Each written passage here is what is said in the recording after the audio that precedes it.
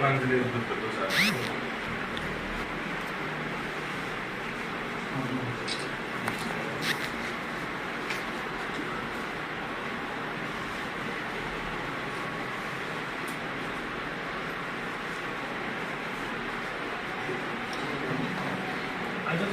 आज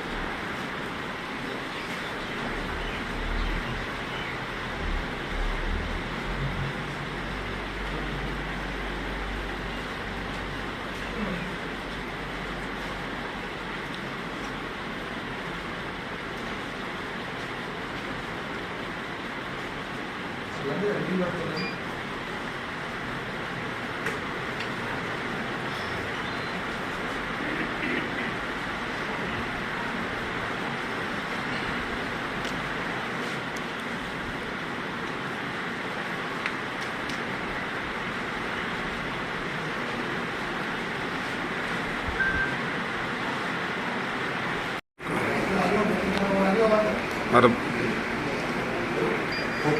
देखो 4-5 हो रहे हैं। आ जाओ, अब आया जी का, आ जाओ सर। आ जाओ जो रहेगा जी। क्या सब भी ड्रो हो गए हैं? हाँ हैं? कैमरा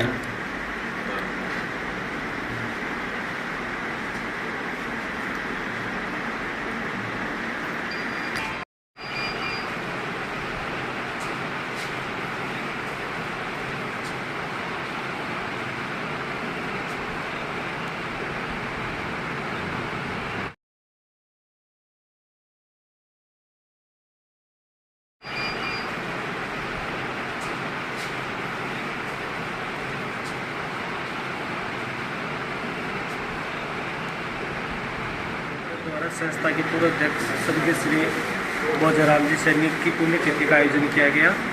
और इस प्रकार के आयोजन का मुख्य उद्देश्य है कि हमारे जो युवा पीढ़ी है उनको हमारे जो समाज के गौरव रहे हैं, जिन्होंने समाज के उत्थान में, सामाजिक शैक्षणिक उत्थान में जो योगदान दिया है, उस योगदान का एक सामाजिकरण के माध्यम से एक पीढ़ी के द्वारा दूसरी पीढ़ी में उनका स्थानांतरण हो। और गर्व की बात है कि इन लोगों ने अपना कीमती समय देकर समाज के उत्थान में महत्वपूर्ण योगदान दिया था। और एक इनके प्रति एक श्रद्धा और की भावना को व्यक्त करते हुए हमने इस प्रकार के कार्यक्रम का आयोजन किया है। भोजाराम जी सैनी जो जिनका स्वर्गवास आज ही के दिन 2021 में जो एक महामारी जो आई थी, उस महामारी की चपेट में आ गए। और हमारे अजीज जो एक समाज सेवी थे, निर्भीक थे और समाज के लिए हमेशा तत्पर रहने वाले, समाज के व्यक्तियों की जो समस्या आती थी उन समस्याओं का निदान करने के लिए हमेशा तैयार रहने वाले, आधी रात को भी हाजिर रहने वाले ऐसे समाज सेवी बहुत कम होते हैं। उनमें इनका नाम आता था। कभी भी समाज के व्यक्ति को पीछे घूम के देखने की ज़रूरत नहीं होती थी। जो भी समस्या लेके आते उसका निवारण करने का अपने हिसाब से पूरा प्रयास करते थे। तो इनसे हम इसी पुण्यतिथि पर हम ये उन संकल्प ले, जो उन्होंने जो सेवा का भावना, जो उनका जज्बा जो उन्होंने पेश किया, उस जज्बे से हम आगे बढ़ कर के काम करें।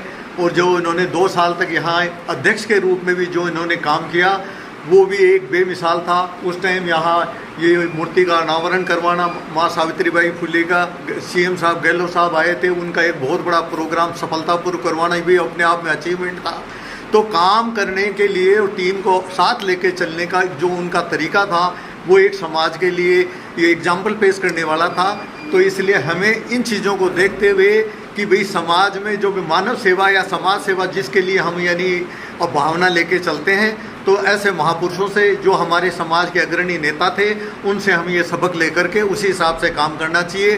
टीम भावना और जज्बा और समाज के लिए समर्पित रहना, ये उनके मुख्य गुणों में थे। सेठ जी के नाम से फेमस थे, क्योंकि उन्होंने सेठ की तरह अपना जीवन, हमने बचपन से देखा जब तक यानी गए, जब तक उन्होंने सेठ की तरह अपना जीवन व्यापन किया, उसी तरीके से रहे, उसी तरीके से कर्म किए। तो ये नाम भी अपने आप में उनकी एग्जाम्पल पेश करता है। इसी के साथ मैं उनको पुनः श्रद्धांजलि देता हूँ। कोरोना महामारी ने ऐसे महामानव को अपने आगोश में ले लिया, अब होने को कौन टाल सकता है। लेकिन भोजाराम सेठ जैसे आदमी, दबंग आदमी समाज में अगर हो तो उस समाज का उत्थान होने में देर नहीं लगती है। ऐसे दबंग आदमी पहले ही मिलते हैं, लेकिन जैसे कहते हैं ना कि अच्छे आदमी को तो भगवान को भी जरूरत पड़ती है, तो ये हमसे समय से पहले ही इनको अपने पास बुला लिया। भोजाराम जी दबंग थे, साथ में उनको समय की बड़ी पाबंदी थी।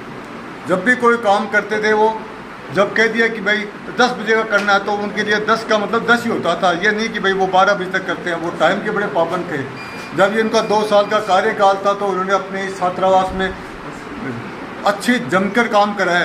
किसी से पैसा मांगा नहीं, लेकिन किसी को छोड़ा नहीं। जिससे पैसे की उम्मीद थी, उसे वो करके काम में पैसे लगवाया। उनके काम में, उनके टाइम में बहुत यहाँ विकास के काम बहुत हुए हैं। और समाज में भी जहाँ उनकी ज़रूरत पड़ती, नेतागिरी में रहो, चाहे कहीं और कहीं ज़रूरत पड़े, तो वो एकदम से समाज के लिए समर्पित थे। समाज के लिए आधी रात को भी तैयार होते थे। और उनका ये रुतबा था कि वो जहाँ को जाते, जिस काम में हाथ डालते, वो काम को निपटा कर आते। ऐसे महापुरुष को मैं बार बार नमन करता हूँ।